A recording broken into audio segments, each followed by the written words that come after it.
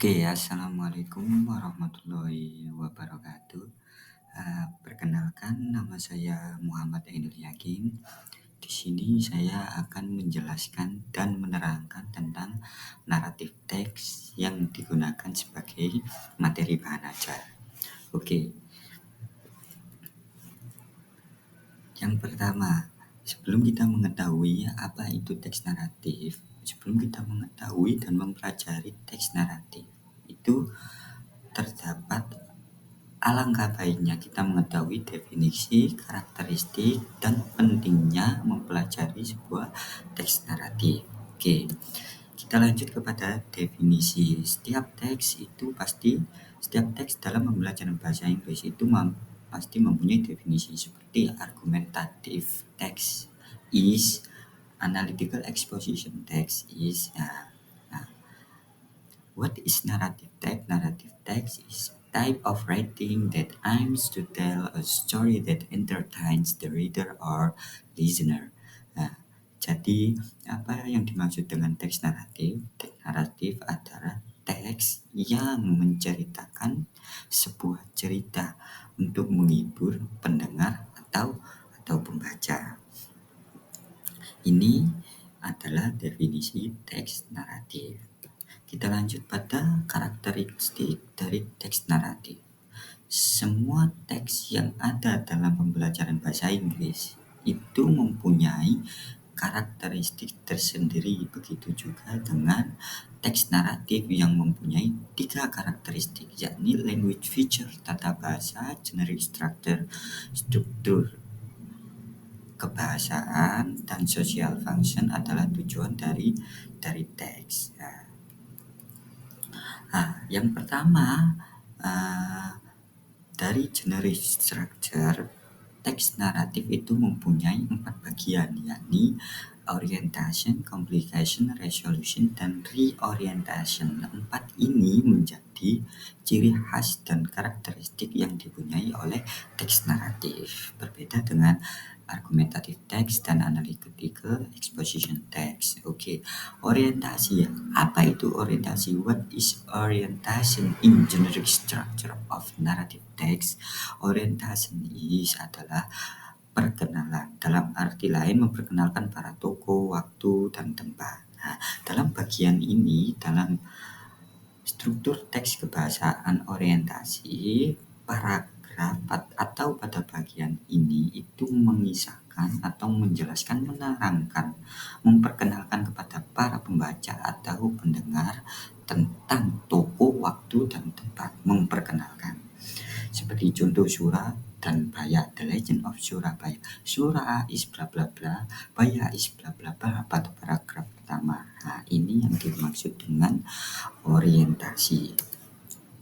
Untuk complication, yakni apa itu? Yang kedua, komplikasi adalah pada paragraf atau bagian ini itu mendeskripsikan sebuah masalah atau konflik. Seperti contoh ada Surah dan Baya. Surah dan Baya telah menyepakati bahwasanya mereka tidak mencari makan dan hidup di tempat yang bukan milik mereka atau bukan hak mereka. Jadi mereka itu mencari makan dan hidup di tempat tinggal mereka masing-masing. Ya, ini adalah aturan sumpah dari tokoh Surah dan Baya. Dan namun akan tetapi Baya, seorang tokoh Baya itulah melanggar janjinya, melanggar janji. Dan pada bagian ini adalah paragraf ini, kata-kata paragraf ini adalah mengisahkan bahwa generic structure-nya adalah komplikasi. Resolution yaitu penyelesaian pada konflik di mana para tokoh dalam cerita Legend of Surabaya telah menemukan jalan keluar dari penyelesaian. Reorientation koda atau pesan moral dalam teks naratif pada bagian generic structure yang terakhir ini mempunyai bersifat opsional, boleh dicantumkan dan boleh tidak.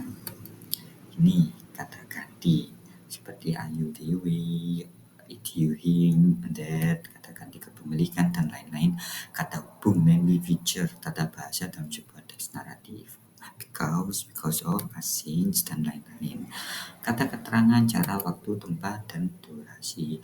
Tenses. Nah, untuk hal ini itu menarik bahwasanya dalam teks naratif itu yang sering digunakan language feature-nya tenses, yakni simple past, past continuous, dan past perfect. Ada 3 macam. Nah, ini contohnya. Kita ambil contoh seperti Nganjuk. Ini adalah The Legend of Nganjuk, yaitu cerita legenda tentang kota Nganjuk. Dari sini saya telah mengotak-ngotakkan atau mempolakan dan membedakan terkait warna yang menunjukkan orientation, complication, resolution, dan lain-lain. Ya. Oke, anak-anak, untuk yang terakhir tentang pentingnya mempelajari teks naratif. Apa yang terpenting untuk mempelajari teks naratif? Apa benefit yang kita peroleh dari mempelajari teks naratif? Yang pertama yaitu teks tersebut itu menjadi sumber inspiratif dalam kehidupan. Seperti contoh Malin Kundang, kita tidak boleh durhaka kepada seorang ibu. Yang kedua, yakni menunjukkan karakteristik dan identitas budaya. Nah, seperti contoh cerita Sang Kuryang. Jadi menunjukkan karakteristik ciri khas dari budaya Indonesia yang negara-negara lain itu tidak mempunyainya. Yang ketiga, yakni yang terakhir adalah menuangkan ide pada teks bentuk lisan maupun tulisan. Dan ini adalah exercise-nya. Terima kasih untuk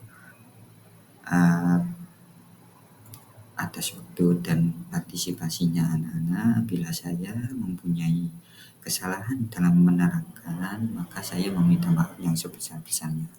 Assalamualaikum warahmatullahi wabarakatuh.